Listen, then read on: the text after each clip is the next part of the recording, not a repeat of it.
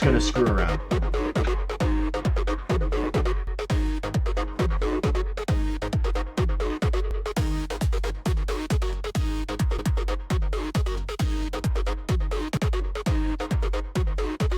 Ladies and gentlemen, welcome back to my channel. My name is Ryan on the Inside, and in this video, I am going to show you some advanced remixing techniques with AceStep 1.5. I'm going to try to keep it very brief. I will flash a second workflow at the end if you want to stick around, but it should be short enough that I can hopefully keep your attention.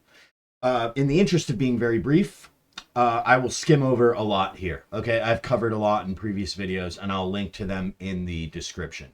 So we are doing a cover here. We're using the custom cover guider from my node pack along with an input song. So we have Confusion by New Order. You would have heard it in the beginning, a glimpse of what we're about to do here. So we have we're taking like a minute from this just to mess around with, and we're getting some info including total frames, detected BPM, etc., and we'll use that later.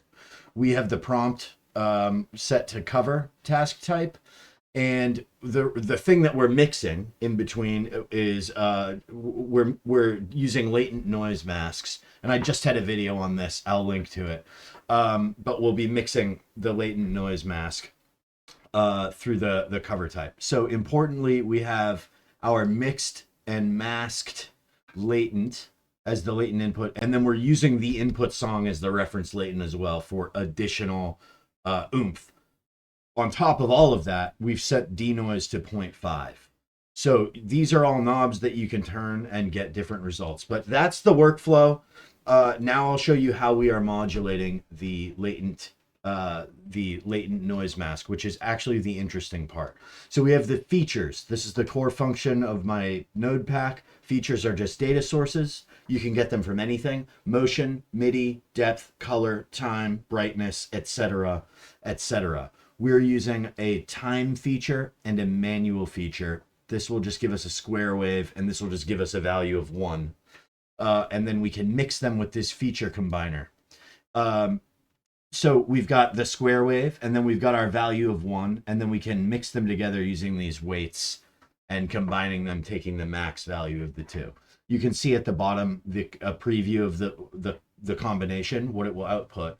And then we have this fast float preview here that will let us get a sort of high iteration speed.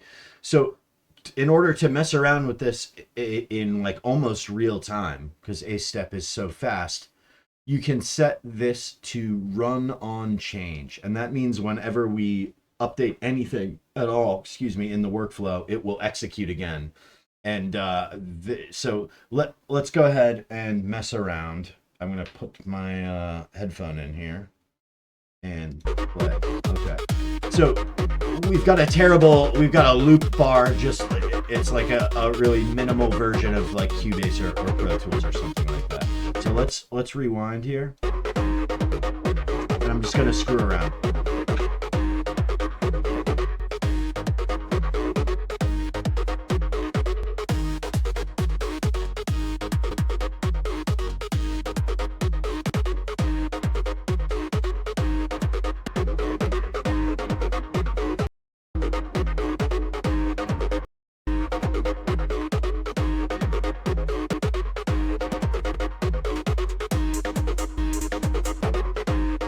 Okay.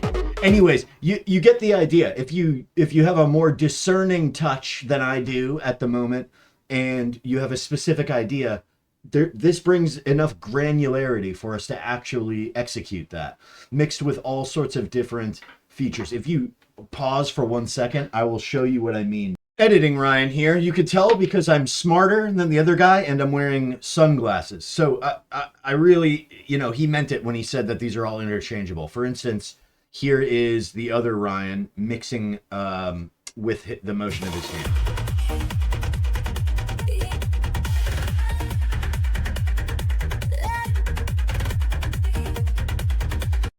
So imagine a TikTok dance that remixes itself. I'll probably come back with another video going over something cool. So with that, I'll close out the video. We don't really need much more. You guys can experiment with this to your heart's content.